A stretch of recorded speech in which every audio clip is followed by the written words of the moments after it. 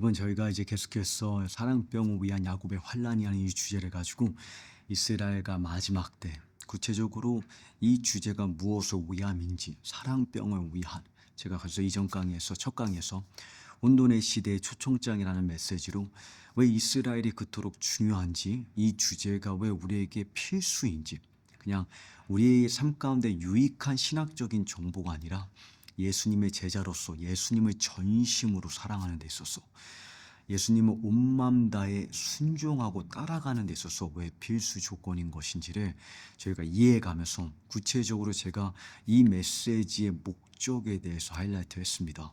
이 메시지의 목표는 그냥 지적인 향상이 아니라 우리의 마음 가운데 엠마오로 가는 두 제자의 마음이 뜨거워졌던 것처럼 여러분과 저의 마음이 더욱더 간절히 뜨거워지기를 소망해 봅니다.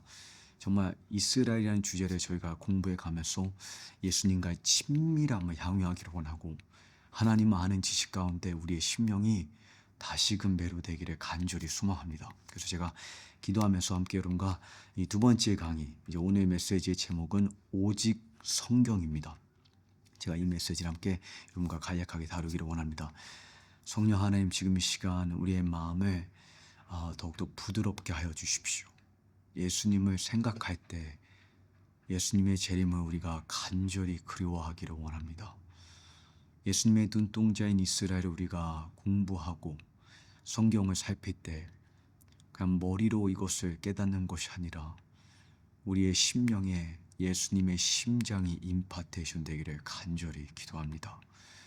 성령 하나님, 우리의 마음의 눈을 여시고 지혜와 계시의 영으로 혈과 육이 계시할 수 없는 것을 우리의 심령에 이식하여 주십시오.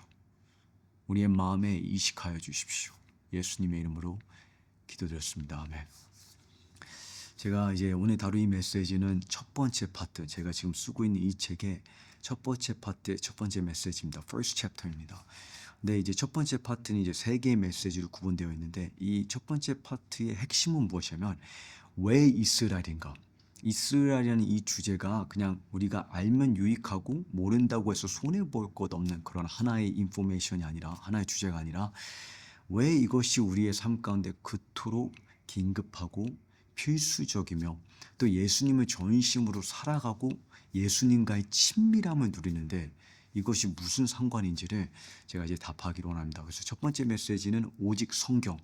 왜 성경을 우리가 어떻게 읽어야 되고 성경 해석이 왜 중요한지를 제가 이 메시지에서 다루면서, 두 번째에서는 예수님의 사랑 때문에, 죽음보다 강한 사랑 때문에, 이스라엘이라는 주제는 결국에는 하나님의 마음에 달린 문제입니다. 하나님의 애정에 달린 문제입니다. 그래서 세 번째는 결국 이 스토리는 하나님의 영광과 예수님의 독보적인 찬송 때문에, 그래서 예수님의 존귀함 때문에라고 제가 제목을 지었습니다. 근데 먼저 첫 번째, 제가 이제 성경, 오직 성경이라는 이 제목을 가지고 이 메시지를 풀기 원하는 이유는, 우리는 너무나 예수님을 사랑하고 성경을 너무나 깊이 연구하면서 정말 탁월한 신학자들과 목회자들이 대체 신학이라는, 그러니까 교회가 이스라엘을 대체해서 예수님 안에 모든 것이 다 이루어졌기 때문에 더 이상 유대인들과 이스라엘 향한 하나님의 약속과 유업과 언약은 그냥 예수님 안에 대신 성취되었다. 그러니까 이스라엘이라는 주제를 다룰 때 그러니까 너무나 다양한 해석과 견해가 있기 때문에 성경을 어떻게 읽고 해석하는지를 언급하지 않을 수가 없습니다. 근데 이제 제가 오늘 다룬 메시지는 모든 핵심 포인트를 여러분께 다 전달해 드리기에는 제가 시간이 부족합니다. 그래서 매번 제가 강의할 때마다 이렇게 강조해 드리는 것처럼 저는 몇 가지의 핵심 포인트를 요약해 드릴 뿐이고, 여러분께서 기도하는 마음으로 제 강의 안에 참조하시면서 성령님께서 친히 여러분에게 이것을 열어주시고 또 풍성하게 계시해 주실 것을 놓고 씨름하고 묵상하시기를 제가 권면드립니다. 참고로 여러분, 제가 여러분과 이 메시지를 지금 이 장소, 이 싱가포르 기도의 집에서 나누는 것이 참 의미가 있다고 생각합니다. 어제 저녁에도 저희가 수요일 저녁에 정말 수십 명의 젊은이들이 정말 바쁘게 분주하게 살아가는 이 싱가포르의 젊은이들이 이 자리에 모여서 이스라엘을 위한 파수꾼들을 세워달라고 하나님께 부르짖었고, 정말 이스라엘의 회복을 위해 하나님께서 이 싱가포르가 동남아시아의 대로를 만들어 달라고 그러한 목소리, 광야에 외치는 목소리들과 선두주자들을 일깨워 달라고 저희가 기도하는 시간이 있었습니다. 그리고 더 중요한 것은 2023년도에 100만 명의 성도들이 함께 이스라엘에 위해서 24시간 기도하고 중보하는 시간 가운데 동남아시아에서 아마 유일하게 이 싱가포르 기도의 집에서 24시간 끊임없는 찬양과 기도로 21일 동안 함께 젊은이들, 동남아시아 젊은이들이 기도하는 시간이 있었습니다. 그래서 제가 이 자리에서 여러분과 이 메시지를 풀어가는 것이 의미 있다고 생각을 하고, 오늘 다른 메시지 가운데도 성령께서 친히 여러분의 마음의 눈을 열어서 제가 말로 다 설명할 수 없는 부분들을 성령께서 가르치시고 보여주시고 계시하시고 여러분이 양육시켜 주시기를 간절히 기대해 봅니다. 제가 여러분과 이 성경 읽기에 대해서 좀 하이라이트하기 원하는데, 먼저 제 개인적인 삶의 간증을 간략하게 나누면서 성경 읽기의 절대적인 중요성에 대해서, 그리고 성경의 그 절대적인 권위에 대해서 제가 하이라이트를 해드리자면, 저는 한국에서 아주 작은 시골 논밭, 정말 총구석에서 자란 청년입니다. 증평이라는 작은 동네에서 저희 부모님이 이제 목회를 하면서, 특별히 이제 저희 부모님이 성경을 정말 사모하고 정말 열심으로 하나님의 말씀과 기도의 삶 가운데 전념했던, 정말 하나님을 알아가는데 삶을 온전히 몰입한 그 두 분의 삶을 제가 보면서 자라왔습니다. 특별히 로마서 12장을 보되 제가 제 부모님을 생각할 때, 로마서 12장에 너희는 부지런하여 게으르지 말고 열심을 품고 주를 섬기라. 열심을 품고, 영어 성경을 보게 되면 with zeal, 하나님을 향한 열성 가운데 삼킨 바 되어서 하나님을 섬기라. 그러니까 저희 아버지와 어머니가 정말 하나님의 말씀과 예수님을 향한 그 사랑과 하나님을 알아가는데 정말 열심으로 집어삼킨 바 된 그 삶을 삶으로 저에게 보여주셨습니다. 특별히 제가 이 부모님을 생각할 때 저 아버지가 정말 밤낮으로 주님과 친밀하게 교제하면서 기도했던 그러한 대화들이, 하나님과 교제했던 그 시간들이 저한테 생생하게 기억이 나고, 어머니가 정말 아침 6시에 제가 걷기도 전에 저를 등에 업고 기도 모임, 새벽 기도에 나갔던 그런 시간들이 생각이 납니다. 그런 부모님의 그 영향으로 인해서 저에게도 성경에 대한 열심과 성경에 대한 사랑이 자연스럽게 임파테이션 되는데, 특별히 제 삶에 기억이 나는 순간이 제 16살에 이제 제가 호주로 유학을 가게 되었는데, 유학을 간 첫날, 그 다음날 아침에 제가 새벽에 일찍 일어나서 항상 제가 하던 습관대로 성경을 읽고 기도하는 시간이 있었습니다. 그때 제 룸메이트가 제가 기도하는 모습을 보면서 이렇게 질문을 하더라고요. 너 도대체 뭐하니? 제가 그 질문을 받고 기도하고 성경을 읽고 있다고 답을 하니까, 그때 이제 그 친구가 저한테 이렇게 질문을 하더라고요. 대체 왜 성경 읽는 거야, 이 아침에? 근데 제가 그 질문을 받으면서 그 질문 가운데 좀 이렇게 당황스러웠던 그 순간이 기억이 납니다. 왜냐면 한 번도 제 삶 가운데 왜 내가 아침에 일어나자마자, 눈을 뜨자마자 성경 읽고 주님 앞에 무릎을 꿇는지 그 질문을 평생에 받아본 적이 없습니다. 근데 그때 제가 그 친구에게 했던 답이 기억이 납니다. 그리고 그것이 여러분에게 위로와 격려가 되기를 간절히 소망해 봅니다. 특별히 자녀를 양육하고 계신 부모님들에게 위로와 격려가 되기를 원합니다. 제가 뭐라고 답을 했냐면, 나도 사실은 잘 모르겠지만 내 평생에 내가 본 부모님의 모습이 이거밖에 없다. 그러니까 제 평생에 제가 본 부모님의 그 모습이 제가 돼가고 있는 것을 저도 발견한 순간이었던 것 같습니다. 그러니까 제가 본 것을, 영어 표현에 이런 말이 있죠. You become what you behold. 우리의 눈이 향하는 것이 우리가 누가 될 것인지를 결정지은다. 맞죠? 우리가 보는 대로 우리가 된다는 것입니다. 그래서 지금까지도 저는 저희 부모님이 앞서 주님 앞에서 철저하게 전심으로, 전적으로, 열심으로 하나님을 알아가는 데 힘썼던 것에 대해서 진심으로 감사한 마음입니다. 근데 저희 아버지가 인생에 있어서 저에게 몇 가지의 인생의 원칙에 대해서 하이라이트한 것이 있는데, 그 중에 제가 이렇게 한 가지 강조하기 원하는 것이, 물론 이제 제가 세 가지를 하이라이트하기 원하는데, 첫 번째는 항상 저희 아버지가 저에게 성공은 곧 순종이다. 성공이란 하나님이 있으라는 자리에서 하나님이 하라는 일을 하는 것이다. 순종하면 결코 실패할 수가 없다. 그래서 두 번째로 아버지가 저에게 하이라이트 해주셨던, 강조해 주셨던 것은, 너의 삶을 향한 하나님의 궁극적인 목표는 그리스도의 형상을 이루는 것이다. 그러기 때문에 삶 속에 관계적인 불편한 관계를 맞이하면 도망가지 말아라. 그리스도의 형상을 본받고 자아를 십자가에 못 박으라. 이렇게 강조해 주셨습니다. 근데 제가 세 번째 하이라이트 하기 원하는, 저희 아버지가 저에게 주셨던 원칙은, 성경이 최고의 권위다. 오직 성경만이. 그래서 아버지가 저에게 이렇게 말씀해 주셨습니다. 내가 무슨 말을 하든, 다른 누가 너에게 무엇을 말하든지 간에, 어떠한 철학, 어떠한 경험에서 무슨 조언을 주든지 간에, 만약 성경에서 너의 눈으로 직접 발견할 수 없다면 과감하게 내어 던져버려라. 여러분, 사람의 의견은 결코 중요하지 않습니다. 사람의 생각과 경험과 철학은 잠시 있다 사라지는 안개에 불과합니다. 그렇기 때문에 이사야 선지자는 모든 육체는 시들어버린 풀에 불과하면, 그 모든 인간의 업적은 사람의 경험으로 뭔가를 이룬 것 같지만 그 화려함은 잠시 화려하게 폈다가 시들어버릴 꽃에 불과하다. 그러나 하나님의 말씀은 영원히 서리라. 절대적으로 중요한 것은, 절대적인 권위는 오직 성경입니다. 여러분과 제가 오직 성경에 손을 얹고 과연 하나님의 말씀에 이런 것들이 기록되어 있는지를 확인하고 오직 성경에 순복하기를 원합니다. 그래서 제가 여러분과 어떤 메시지를 다루든지 간에 여러분께서 모든 것을 시험하고 오직 성경에 기록되어 있는 것만을 붙잡기를, 그리고 그것에 여러분의 삶 전부를 다 바치기를 격려합니다. 근데 여기서 이제 우리가 중요한 질문을 해야 되는 것이 무엇이냐면, 성경을 과연 우리 스스로 올바르게 해석할 수 있냐는 것입니다.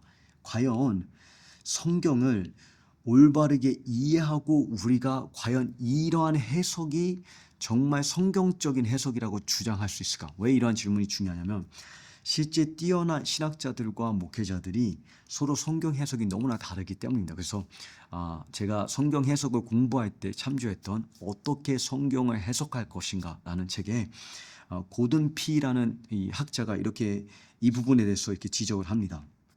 그가 말하기를, 모든 사람이 성경의 명백한 의미, 영어 표현을 보게 되면 plain meaning, 우리가 이제 모두가 plain, 그러니까 명백한, 이 본문 자체가 명백히 전달하고 있는 의미를 우리가 다 찾고 있는 겁니다. 이해가십니까?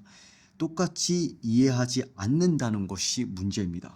어떤 사람은 성경이 오직 예수님을 내가 실제적으로 이해하고 영접할 수 있는 나이가 돼야지만 그러할 때 침례가 적용된다고 가르치고, 다른 사람들은 어린 아이 때 침례를 베풀 수 있다, 세례를 베풀 수 있다라고 가르친다. 어떤 이들은 한 성경 본문을 가지고 한 번 구원은 영원한 구원이라고 확신하지만, 또 다른 이들은 구원을 잃을 수도 있다. 예수님을 영접하고 구원을 받았는데 그 구원을 잃을 수 있다라고 또 가르친다는 것입니다.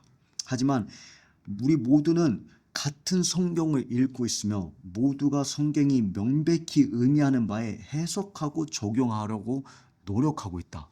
그러니까 같은 성경에서 우리가 같은 명백한 의미를 찾고 있으면서도 너무 다른 견해와 해석이 있다는 것입니다. 그러하기 때문에 우리가 과연 어떻게 성경을 해석하는 것이 옳은 것인지, 과연 우리가 그 옳은 해석을 찾아갈 수 있는지를 이해하는 것이 중요하다고 생각을 합니다.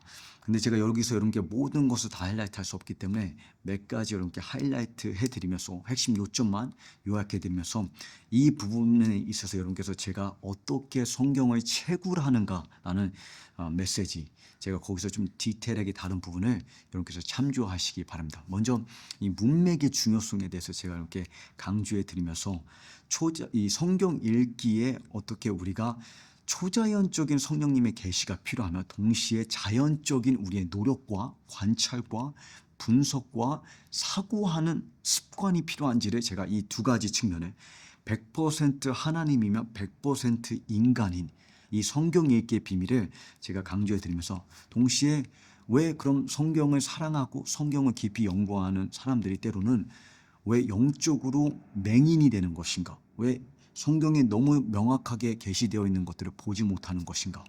이 영적 맹인의 본질, 원인을 제가 무엇인지, 그것이 그냥 머리의 문제가 아니라 마음의 문제라는 것을 지적을 하면서 이제 네 가지의 성경 원칙, 특별히 마지막 원칙, 이 네 가지 원칙이 뭐냐면 문맥을 고려하고 문법을 고려하고 문자를 고려하고 그다음에 네 번째 실체, 이 모든 것을 통해 성경이 전달하고자 하는 그 저자가 전달하고자 하는 메시지의 실체를 우리가 이해하는 것이 절대적으로 중요하다는 것을 제가 설명드리면서 여러분과 함께 성경에 우리의 삶을 거는 것이 우리의 생사가 걸린 문제라는 것을 강조해 드리기를 원합니다. 먼저 제가 이제 아무래도 이곳 영어권에서 제가 또 사역을 하고 한국어권에서도 사역을 하다 보니까 언어를 배우면서 제가 깨달은 이 문맥의 중요한 교훈이 있습니다. 처음 제가 영어를 배울 때 정말 젓가락을 제 입에 물면서 발음을 연습하고 또 정말 문법책과 이 교과서를 암송하고,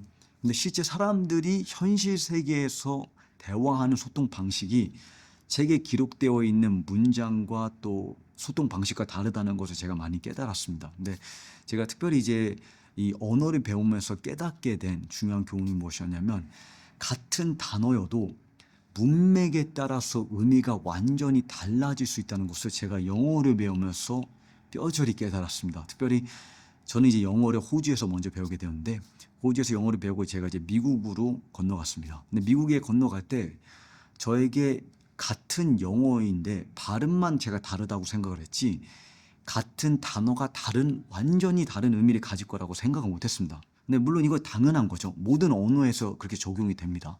한국에서 하물며 제주도만 가도 고구마와 감자라는 같은 단어가 다른 의미를 갖고 있는데, 마치 북한과 한국에서 동일한 한국어를 쓰지만 그 단어가 갖고 있는 의미가 전혀 다를 수가 있습니다. 이해가시죠? 그래서 제가 호주에서 이제 이 슬리퍼를 이제 자주 신는 슬리퍼를 떵스라고 이제 사용을 하는데, 이 떵스라는 단어가 미국에 쓰는 여성 속옷입니다. 그래서 제가 한 번은 이 미국에 있는 친구에게 내가 떵스를 좀 사야 되겠다. 그러니까 친구가 당황한 표정으로 저를 쳐다보면서 확실하냐? 제가 너무나 확신 있게 정말 확신하, 정말 당연히 나는 떵스가 필요하다. 이 친구가 저를 이 미국의 빅토리아 시크릿이라는 여성 속옷 가게로 데려가 주더라고요. 네. 제가 그 여성 속옷 가게 가서 막 핑크 막 사인들이 다 핑크 색깔도 다 핑크고 간판에 막 여자들이 속옷만 입고 있는 그런 그런 사진들이 있더라고요. 그래서 제가 미국 사람들은 왜 나이키 슬리퍼나 아디다스 슬리퍼를 왜 속옷 가게에서 핑크에서 살까? 그러면서 이제 점원에게 내가 지금 떵스, 저 머릿속에는 계속 슬리퍼라고 생각을 하고 있는 거죠. 떵스를 좀 사야 되는데 사이즈 7이 줄 수 있냐. 그리고 또 하필해서 미국에서는 발 사이즈와 허리 사이즈 같은 표현을 사용합니다. 그러니까 허리 사이즈 7이면 어마어마하게 큰 그 허리 사이즈죠.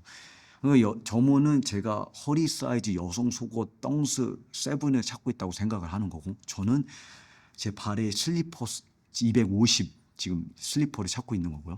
그러니까 제 머릿속에서 나온 말이 제가 있는 미국이라는 문맥 속에서 전혀 적용이 되고 있지 않은 겁니다. 근데 실제 그 점원이 제가 요구한 것을 정확히 가져왔을 때 제가 아직도 받았던 그 충격의 순간이 기억이 납니다. 그 야리꾸리한 그 여성 속옷을, 핑크 색깔 여성 속옷을 저한테 가져왔을 때. 근데 제 이 메시지, 제 이 스토리의 포인트는 무엇이냐면 어느 날 저희가 성경 읽기를 할 때 의도치 않게 너무나 많이 성경 속에 떵스를 읽을 때가 많습니다. 저자가 사용하는 단어에 저자의 문맥 속에서 본래 청중이 의도한 바를 저희가 고려하지 않고 내 마음대로 의미를 해석해 가는 것. 그러니까 이 문구가 나한테 무엇을 의미할까? 그것은 마치 내가 지금 어떠한 미국이라는 나라에 있다는 것을 이해하지 못한 채 내 머릿속의 단어의 의미만을 생각하고 떵스를 요구하는 아주 창피한 그런 모습입니다. 이해가십니까? 그러니까 의도치 않게. 그래서 여러분과 제가 이 문맥을, 우리가 이 본래 저자가 무엇을 전달하고자 했는지를 이해하는 것이, 본래 이사야에게 복음이라는 단어가, 천국 복음이라는 단어가 선지자들에게 무엇을 의미했을까? 그냥 단순히 나에게 예수님을 믿으면 예수님을 영접하면 죄사함 받고 천국 갈 수 있다. 그게 천국 복음이지. 이거는 떵스 성경 읽기입니다. 떵스 성경 읽기. 이해가 가십니까? 그렇기 때문에 제가 이 시리즈를 통해서 복음, 천국 복음, 그것이 이스라엘과 구원과 어떻게 직결되어 있는지, 그러니까 성경을 어떻게 해석하는지가 왜 그토록 중요한지를 제가 여러분께 하이라이트 해드리는 것입니다.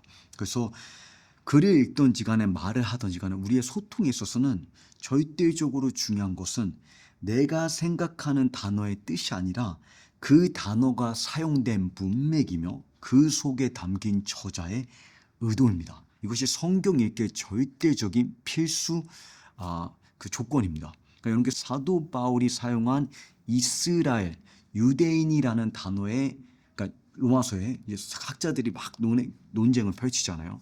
이스라엘이라는 단어는 교회를 의미한다. 그러니까 사도 바울에게 무엇을 의미했는지가 절대적으로 중요합니다. 그래서 여러분께서 저와 함께 이 성경 모든 본문을 읽어 나아갈 때 저자들이 자신의 단어로 본래 청중에게 이사야 시대에 이사야의 청중은 이 단어를, 이 문구를 어떻게 이해했을까? 예수님의 시대 1세기 유대인들에게 이 문구는 무엇을 의미했을까? 그것을 먼저 이해해야지 그것이 우리에게 어떻게 적용되는지, 이것을 이제 주예라고 표현합니다. exegesis. 문법과 문화적인, 문학적인 문맥을 고려해서 이것이 본래 청중에게 무엇을 의미했는지를 먼저 파악을 해야지만, 그래야지 hermeneutics, 이것을 이제 우리에게 적용할 수 있는, 그러니까 이것을 해석하는 단계까지 우리가 이룰 수가 있습니다. 이 단어들이 조금 복잡하게 들릴 수가 있는데 아주 단순합니다.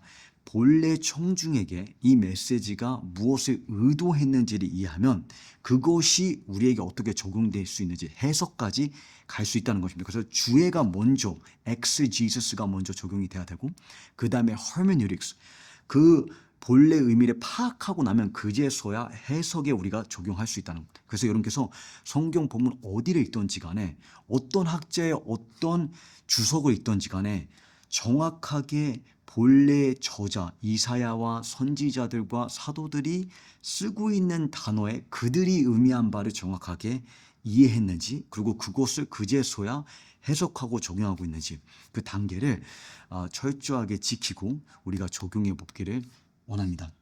그래서 이 초자연적인 계시와 제가 자연적인 성경 읽기의 관계를 간략하게 정리해 드리면서 이제 이 메시지를 좀 정리하기 원하는데, 먼저는 우리가 이 성경 읽기의 방식을 정확하게, 이것을 이제 학자들은 귀납적인 성경 연구 방법이라고 표현하는데, 단어가 너무 복잡해서 여러분께서 복잡하다고 느끼실 수가 있지만 아주 간단합니다. 예. 그러니까 문맥에 맞게끔 문법적으로 역사적으로 이것을 이해가는, 그러니까 제가 지금 여태까지 반복해서 계속 강조해드린 원래 독자에게 이것이 무엇을 의도했는지를 파악하는 성경 읽기 방식을 의미합니다. 근데 이것을 터득했다고만 해서 이스라엘이 열리지가 않고, 이것을 터득했다고만 해서 엠마오의 길이 열리지 않습니다. 뭐냐면 원래 본질적으로 성경 읽기는 성령님의 초자연적인 계시이기 때문이다. 베드로가 예수님께서 너는 나를 누구라 하느냐, 인자를 누구라 하느냐 물어보셨을 때 베드로가 주는 그리스도시요 살아계신 하나님의 아들이시나이다. 그때 예수님께서 말씀하시기를 혈과 육이 너에게 계시한 것이 아니로 하늘에 계신 내 아버지께서 너에게 계시하신 것이라. 혈과 육이 아무리 지적인 탁월함과 학문적인 기술과 독해적인 기술과 문법적인 구조를 파악할 수 있는 능력이 된다고 할지라도, 아무리 바리새인들처럼 성경을 열심히 연구해도, 예수님께서 바리새인들의 연구 방식과 열심을 인정하십니다. 너희가 성경을 열심히 연구하건대. 그런데 그러한 열심히 연구하는 바리새인들에게 지적하시면서 반복해서 질문하시기를 너희는 성경을 읽어보았느냐? 성경을 열심히 연구하면서 정작 보지 못하는 성경 읽기가 있습니다. 그러하기 때문에 우리는 범사에, 자문이 우리에게 권면하는 것은 너희는 범사에 하나님을 인정하라. 그리하며 그가 내 길을 지도하시리라. 범사에 성령님을 절대적으로 인정하면서 성령께서 우리의 마음의 눈을 밝혀주시기 위해서 기도해야 됩니다. 그래서 제가 항상 성경을 펴기 전에 성경을 볼 수 있기를 위해서 저는 항상 기도를 합니다. 시편 기자가 기도한 것처럼 여호와여 내 마음의 눈을 여사 주의 법에 놀라운 것을 보게 하여 주십시오. To behold the wondrous things of your law. 주의 말씀의 wonderful한 것들을 내 눈으로 내 마음으로 보게 하여 주십시오. 그래서 고린도서 4장을 보게 되면 사도 바울이 이 관계에 대해서 정확하게 설명합니다. 왜 세상 사람들이 예수님을 보지 못하냐? 듣지 못했기 때문이야. 아니면 보지 못했기 때문이야. 아니면 경험하지 못했기 때문이야. 사도 바울이 이 세상의 신이 이 사탄 마귀가 그들의 마음을 그냥 이거는 지적인 이슈가 아니라는 거 이것을 초월한다는 겁니다. 마음의 눈이 있는데 마음을 혼미하게 해서 복음 안에 있는 그리스도의 영광을 보지 못하게 하였다. 여러분 사탄은 그냥 막연한 지적인 성경 읽기를 꺼려하지 않습니다. 그냥 막연한 지적인 성경 읽기를 두려워하지 않습니다. 사탄은 우리가 백날 성경을 통독하고 성경을 암송하고 성경 공부에 가도 우리의 마음으로 예수님을 그 예수님의 가치와 예수님의 아름다움과 예수님의 존귀함을 볼 수 없다면 그러한 죽은 종교적인 바리새인적인 성경 읽기를 꺼려하지 않습니다. 사탄 마귀 스스로도 성경을 인용할 만큼 성경을 연구하고 암송하고 성경을 잘 알고 있습니다. 그러하기 때문에 우리는 범사에 초자연적인 성령님의 계시가 필요하다는 것을 사도 바울처럼 영광의 아버지께서 지혜와 계시의 영을 너희에게 주사 너희의 마음의 눈을 밝히시고 항상 무릎으로 간절한 기도하는 마음으로 성경을 열고 오직 문학적이고 역사학적이고 문법적인 성경 연구가 계시할 수 없는 그냥 귀납적인 관찰만으로 우리가 볼 수 없는 것을 성령께서 하늘에 계신 아버지께서 초자연적으로 계시하시기를 위해서 기도하기를 간절히 소망합니다. 그런데 이러한 초자연적인 성령님의 계시는 자연적인 신중하게 사고하고 관찰하고 분석하고 묵상하는 우리의 습관을 무효시키지 않는다는 것을 우리가 또한 깨달아야 됩니다. 성령님의 은혜는 초자연적인 계시는 사고하고 생각하고 묵상하고 관찰하는 우리의 습관을 더욱더 강화하는 것이지 무효시키지 않습니다. 그래서 이것이 성경 읽기의 비밀입니다. 100% 하나님의 역할이고 100% 인간, 예수님 안에 100% 하나님과 100% 인간이 함께 거했던 것처럼 성경 읽기에는 100% 초자연적인 성령님의 계시와 100% 인간의 자연적인 노력이 함께 적용된다는 것을 우리가 이해하면서 그러므로 우리는 성령님을 의지하지만 동시에 귀납적으로 성경의 문법의 구조를 분석하고 접속사의 관계를 우리가 관찰하면서 이 모든 신중한 성경의 문구와 또 단어와 문법을 관찰하는 묵상하는 습관을 형성해야 됩니다.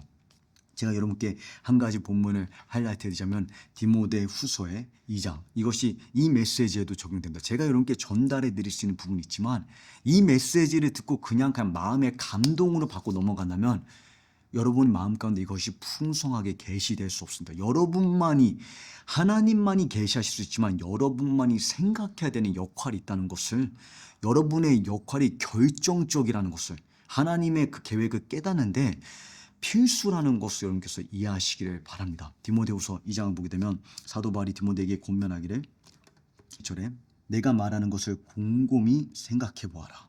생각해라. think. 왜냐하면 이 왜냐하면이라는 접속사가 절대적으로 중요합니다.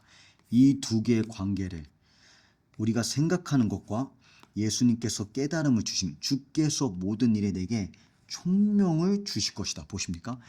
생각은 우리의 역할이고 계시하시는 것은 하나님의 역할입니다.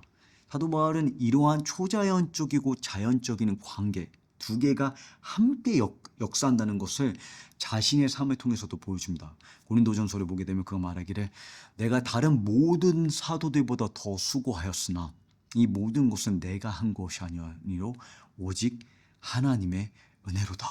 빌립보서를 보게 돼도 너희는 두렵고 떨림으로 내 구원을 이루라.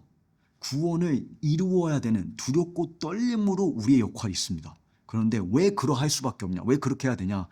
왜냐하면 이 접속사가 절대적으로 중요합니다. 이 관계, 우리가 두렵고 떨림으로 반응하는 그 토대가 무엇이냐?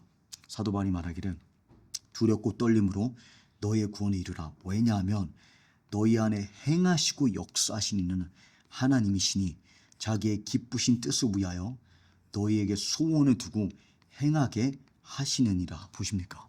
우리가 행해야 되는 이유는, 이루어야 되는 이유는 하나님께서 역사하고 계시기 때문이다. 이것이 초자연적인, 자연적인 성경 읽기의 비밀입니다. 성령께서 계시하시지만 두렵고 떨림으로 말씀을 관찰하고 묵상하고 분석하고 그것을 우리가 생각하는 것을 계속해서 습관을 형성해야 됩니다. 그래서 여러분께서 이 두 가지가 함께 우리가 이스라엘 향한 하나님의 계획과 마지막 때를 해석해 가는데 먼저 무릎을 꿇고 성령님의 범사에 인정하고 절대적으로 의지하면서 성령의 초자연적인 은혜를 힘입어 두렵고 떨림으로 성경의 문맥과 문법과 문자와 그 속에 담긴 실체를 관찰하고 생각하고 묵상하는 습관을 여러분과 제가 형성하기를 원합니다. 참고로 제가 한 가지 스토리, 이 초자연적이고 자연적인 성경 읽기가 왜 그토록 중요한지 제가 이제 한 가지 스토리를 언급하면서 제가 이제 메시지를 마무리 짓기로 하는데, 특별히 마틴 루터라는 한 사람의 스토리가 우리에게 굉장히 중요합니다. 수세기 동안 그리스도인들이 로마 카톨릭의 종교적인 속박 아래서 살았다는 것을 우리는 기억해야 됩니다. 마틴 루터라는 이 사람이 16세기에 종교개혁을 이루기 전에 하나님이 종교개혁을 이루셨지만 그 종교개혁이 어떠한 과정을 통해서 이루어졌는지를 우리가 기억해 볼 필요가 있다고 생각합니다. 그때 당시만 해도 성경은 일반 사람들이 읽을 수가 없고 평신도들은 성경을 접할 수도 없고 읽을 수도 없습니다. 법적으로. 그리고 평신도가 읽을 수 없게끔 라틴어로밖에 성경이 번역되어 있지 않았고 일반 사람들이 읽을 수 있는 독일어나 영어로 번역되어 있지 않았기 때문에 그것을 번역하다가 이 수도사들이 순교당했다는 것을 여기서 이해하셔야 됩니다. 그러했기 때문에 로마 카톨릭 사제들과 교황을 절대적으로 의존할 수밖에 없었고, 이로 인해서 교황은 성경 위에 군림하는, 자기 스스로 교황이 해석하는 것만이 절대적인 해석이 돼버리는, 이해가시죠? 그래서 얼마나 이 부패가 그때 당시에 만연했는지 우리가 생각해 볼 수가 있습니다. 근데 그때 당시 최악으로 악명 높은 이 사건이, 그러니까 일들이, 어떤 일들이 벌어지냐면 면죄부를 판매하는 거예요. 그러니까 교회가 연옥에서의 시간을 단축해 준다는 그 증서를 팔았고 결국 구원을 돈으로 거래하는 그러한 사회가 펼쳐졌습니다. 이해하십니까? 그런데 이 모든 것을 바꾼 사건이 공의회도 칙령도 혁명도 아닌 단순한 성경읽기입니다. 자연적인 성경이기. 그러나 그 자연적인 평범한 성경의 문법과 문자와 구조를 관찰하는 가운데 초자연적인 성령님의 계시, 그것이 종교 개혁을 이룬 하나님의 방식이었습니다. 하나님의 말씀을 읽고 깨닫는 이 평범하면서도 초자연적인 행위가 종교 개혁을 가져왔다는 것입니다. 이것이 마틴 루터의 스토리죠. 죄책감에 시달리던 마틴 루터가 오랜 시간 동안 너무나 평범하게 있는 그 가려져 있던 진리를 이제 깨닫게 됩니다. 처음에 루터는 하나님의 의라는 이 단어, 이 표현을 너무나 증오했습니다. 그에게 이것은 심판을 의미했고 결코 자신이 도달할 수 없는 기준을 의미했습니다. 하나님의 공의는 그에게 사형 선고나 다름없었는데 어느 순간 모든 것이 뒤바뀝니다. 근데 어떻게 뒤바뀌었는지를 보는 것이 중요합니다. 그가 그 자신의 그 하나님의 진리를 깨닫는 순간에 대해서 고백하기를 밤낮으로 깊이 묵상하던 중에, 여기서 밤낮으로라는 표현이 굉장히 중요합니다. 묵상하다, 깊이, 보이십니까? 생각하라. 마침내 하나님의 의와 의인은 믿음으로 말미암아 살리라라는 말씀의 연결고리를 깨달았다. 묵상하던 중에 밤낮으로 깊이, 그때 나는 마침내 알게 되었다. 하나님의 의란 은혜와 순전한 자비로 믿음을 통해 우리를 의롭게 하시는 사실이라는 것을, 오직 믿음으로 의롭게 된 자는 살리라는 말씀이 비로소 선명해졌다. 그 순간 나는 마치 다시 태어난 듯 했다. 진정한 거듭, 그것을 경험하게 된 것이죠. 열린 문을 통해 낙원으로 들어간 듯하다. 성경 전체가 완전히 새롭게 보였다. 전에는 하나님의 의라는 개념이 나를 증오로 가득 차게 했다면 이제는 형언할 수 없는 달콤한 것이 되었다. 밤낮으로 깊이 묵상하던 중에 깨달음이 주어지는 것을 보게 됩니다. 그 결과 정말 하나님께서 교회를 이 종교적인 사슬에서부터 자유케 하시고 하나님의 말씀이 모든 성도에게 그리고 하나님의 말씀이 전례 없이 설교되면서 교회가 그때 당시에 이제 종교 개혁을 이루는 것을 그 역사를 우리가 보게 됩니다. 근데 이 감격스러운 스토리 속에는 비극적인 스토리가 또한 포함되어 있습니다. 이 마틴 루터는 종교 개혁의 절반만 이룹니다. 로마서 1장부터 8장에 오직 은혜, 오직 믿음으로 말미암아 의인은 살리라는 그 감격스러운 진리를 깨닫는 반면 사도 바울에게 로마서 1장부터 8장은 서론이며 본론인 이스라엘의 비밀의 복음, 이스라엘의 구원의 복음, 이 복음의 나머지 하나님의 천국 복음의 나머지 부분을 깨닫지 못합니다. 그리고 끔찍하게도 자신의 삶의 마지막 순간에 그가 악명 높은 유대인과 그들의 거짓말이라는 책을 쓰면서 삶을 마무리 짓죠. 그 속에 아주 끔찍한 발언들이 기록되었는데 나중에 이 아돌프 히틀러라는 이 한 사람이 자신의 악마적인 계획을 정당화시키는데 독일 교회를 설득하는데 바로 이 마틴 루터의 글을 사용하고 이용합니다. 이 글을 저희가 보면서 우리에게는 이제 온전한 로마서 1장부터 8장까지만이 아니라 1장부터 16장까지의 전체적인 하나님의 온전한 복음의 종교 개혁이 새로운 말씀의 개혁이 필요하다는 것을 우리가 마음 가운데 느끼면서 그 하나님의 말씀이 오늘 이 시대 가운데 온전한 종교 개혁 하나님의 은혜를 오직 은혜로 말미암아 오직 믿음으로 말미암아 살리라 그 믿음이 이스라엘 향한 하나님의 섭리 가운데 적용된다는 것을 깨닫는 그 개혁에까지 우리가 가기를 간절히 소망하고 또 기도하기를 원합니다. 마틴 루터가 뭐라고 썼냐? 첫째, 그들의 회당과 학교를 불태워야 된다. 타버리지 않는 것은 흙으로 덮어 묻어버려야 할 것이다. 이것은 주님과 기독교를 위한 명예로운 일이다. 가능하다면 거기에 지옥불까지 던져지는 것이 좋겠다. 둘째, 나는 여기서 그들은 유대인들이랍니다. 유대인들의 집도 철저히 파괴해야 한다고 조언한다. 내가 바라는 것은 통치자들이 정치인들이 단호한 외과 의사처럼 괴조가 퍼진 부위를 자르고 절단하고 태워야 한다는 사실을 아는 것이다. 이와 같은 조치가 지금 이 상황에 반드시 취해져야 한다. 그들의 회당을 불태우고 앞서 언급한 모든 것들을 금지하며 강제로 노동에 취하고 가혹하게 그들을 다뤄야 한다. 이 끔찍한 마틴 루터의 이 눈몸이 결국 아돌프 히틀러의 정치범 수용소에서 죽음의 수용소까지를 정당화한 기반이 되었습니다. 여러분, 오늘날 교회에 하나님 말씀 앞에 두렵고 떨림으로 새로운 개혁을 이루어야 될 줄을 믿습니다.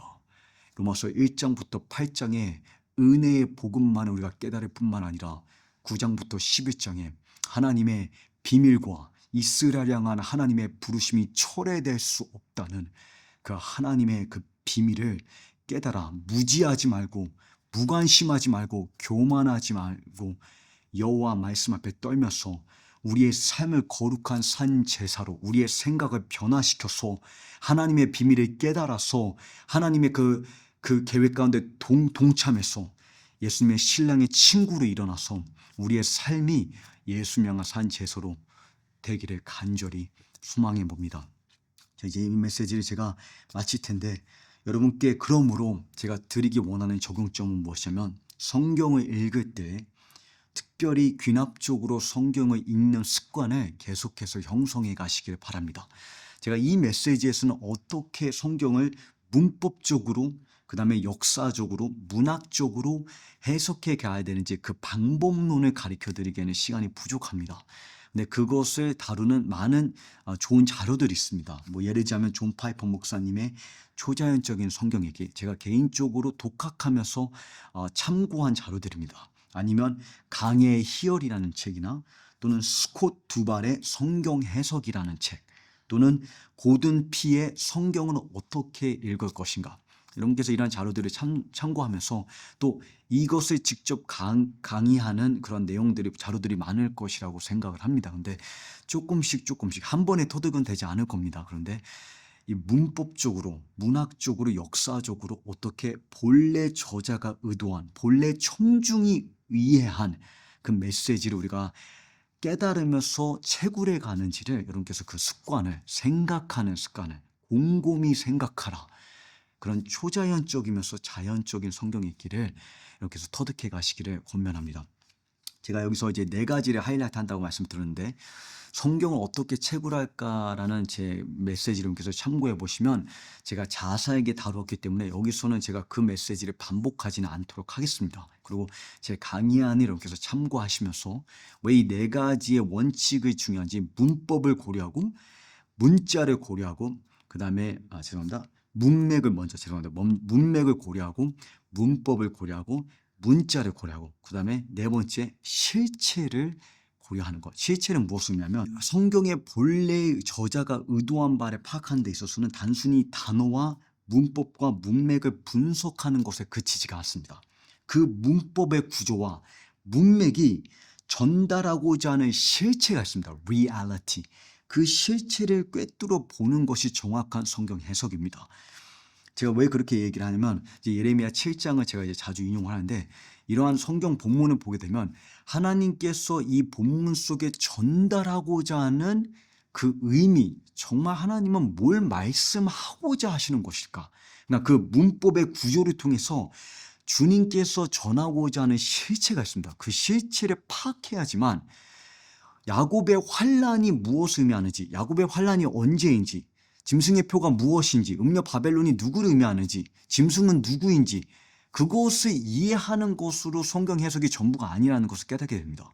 이 모든 것은 무엇을 위함인가? 그래서 제가 제 이 메시지 제목을 사랑병을 위한, 이 위한이라는 접속사가 절대적으로 중요합니다. 그리고 제가 위안이라는 이 제목에 의도적으로 그 단어를 선택한 이유가 바로 이 실체를 강조하기 위함입니다. 마지막 때를 알아서 뭐 하냐는 겁니다. 짐승의 표가 무엇인지 알아서 뭐 하냐는 겁니다. 이 모든 것, 대환란과 이 마지막 490년과 마지막 7년과 후 3년 반과 이 모든 스토리라인 속에 결국 하나님은 무엇을, 어떠한 메시지를, 어떠한 실체를 열매 맺기 원하시냐는 겁니다. 그것을 깨달아야지만 우리는 대환란을 그냥 생존하는 것이 아니라 그것을 통해 우리가 반드시 열매를 맺을 수가 있습니다. 그래서 예레미야 7장을 제가 하이라이트하면서 이제 메시지를 마치도록 하겠습니다. 예레미야 7장을 보게 되면, 내가 너희 조상 이집트 땅에서 인도하던 날에 그들에게 번제와 희생제사에 관해 말하지 않았다. 그러나 나는 그들에게 이 명령을 주었다. 내 목소리를 들어라. 그러면 보십니까? But, 그러면 and then. 그러니까 이 문법 속에 지금 하나님의 의도가 담겨 있습니다. 하나님께서 번제와 희생 제사에 대해서 명령하지 않았습니까? 아니, 명령했습니다. 레위기서 전체가 그 내용입니다. 그럼 지금 여기에 하나님의 의도는 무엇입니까? 이 말이 통한 하나님의 실체가 무엇입니까? 그러나를 주목하고, 그러나 내가 너에게 명령한 것은 이것이니 내 말에 순종하라. 순종이 하나님의 목적인가? 순종이 하나님께서 의도하신 바가 맞습니다. 근데 그 순종도 더 큰 목적을 위함입니다. 그 목적이 무엇이냐? 그러면 나는 너의 하나님이 되고 너는 내 백성이 될 것이라. 하나님의 전적인 소유가 되는 실체. 그래서 제가 이 메시지 제목을 사랑병을 위한 야곱의 환란. 여러분, 성경 읽기에는 우리의 생사가 걸린 문제입니다. 하나님의 말씀 앞에 두렵고 떨림으로 하나님께서 무엇을 우리에게 강조하기 원하시는지, 이스라엘의 메시지를 통해서 어떠한 실체를 열매 맺기 원하시는지 우리가 그것을 깨닫기를 원합니다. 제가 이 본문의 말씀을 읽고 여러분과 함께 이 메시지를 마치기를 원합니다. 입을 벌려 내가 내게 말하는 모든 말을 내 마음으로 받아들이고 두루마리를 배에 채워서 창자에까지 가득 채우라. 모든 말을, 하나님께서 하는 성경의 모든 내용을 오늘날 너무나 많은 사람들은 성경 읽기를 마치 뷔페에서 자기의 취향대로 자기의 취향에 맞는 음식을 골라 먹는 방식을 취합니다. 여러분, 성경 읽기에는 두렵고 떨림을 요구합니다. 우리에게 불편하고 우리가 느끼기에 실용적이지 않다고 느끼는, 지금 저와 여러분이 레위기서를 이제 저와 함께 전심 성경 읽기 하고 계신 분들이 이제 레위기서를 읽고 계신데, 레위기서 읽을 때 얼마나 여러분 솔직히 얼마나 이게 나랑 무슨 상관인가. 근데 무슨 상관이라는 그런 의혹 속에, 의문 속에 하나님 말씀에 하나님의 지혜에 떨림으로 순복하기를 원합니다. 모든 말을 내 마음으로, 그냥 머리가 아니라 마음으로 받아들이고 이것을 배의 창자에, 내면 가장 깊은 곳에까지 가득 채우라. 그래서 여러분, 우리가 앞으로 다른 모든 성경 구절을 이러한 자세로 취하기를 원합니다. 범사에 성령님을 인정하며, 성령님 내 눈을 열어주십시오. 내 마음을 열었소. 내 마음이 예수님을 향해 더욱더 뜨거워지기를 원합니다. 예수님께 매료되기를 원합니다. 그냥 머리로 아브라함의 언약이 무엇인지, 창세기 12장의 약속이 무엇을 의미하는지, 창세기 15장의 언약을 쪼갠 것이 무엇을 의미하는지, 다윗과의 언약이 왜 깨질 수가 없는지 그냥 머리로 하는 것이 아니라 예수님의 눈동자를 향한 그 주님의 간절한 심장이 내게 이식되게 하여 주십시오. 그것을 마음으로 받아들이고 내면 가진 깊은 곳까지 가득 채울 수 있기를 간절히 소망합니다. 저와 여러분이 두루마리를 먹어서 광야에 외치는 목소리로 저희가 이 시대 가운데 서기를, 그래서 여러분, 모든 성경 읽기 가운데 간절한 마음으로 성령님을 절대적으로 의지하면서 자연적인, 신중하게 사고하고 생각하고 관찰하고 분석하고, 지금 이 단어 속에, 이 문구 속에, 이 본문 속에 이사야가 원래 저자가 의도한 메시지가 무엇인가, 이것을 질문하고 묻고 씨름하는 그런 습관 형성하시기를 격려합니다. 제가 기도하고 마치도록 하겠습니다. 하나님, 지금 이 시간 지혜와 계시형을 우리에게 증가하여 주십시오. 혈과 육이 계시할 수 없는 것을 바리새인들처럼 그냥 열심히 성경을 연구하는 것이 아니라 엠마오로 가는 길에 우리의 심장이 뜨거워지고 우리의 심령이 매료되고 예수님 향한 그리움으로 불타고 예수님 향한 마라나타의 부르짖음이 우리의 뼛속까지 사무치기를 간절히 소망합니다. 하나님, 우리에게 그러한 초자연적인, 자연적인 성경 읽기를 가르쳐 주시고 그것을 우리가 더욱더 깨달아서 광야에 외치는 목소리로, 메신저로 이 시대 가운데 하나님 많은 이들을 깨달음으로 인도할 수 있는 깨달음의 백성으로 일어설 수 있도록 준비시키고 양육하여 주십시오. 예수님의 이름으로 기도드렸습니다. 아멘.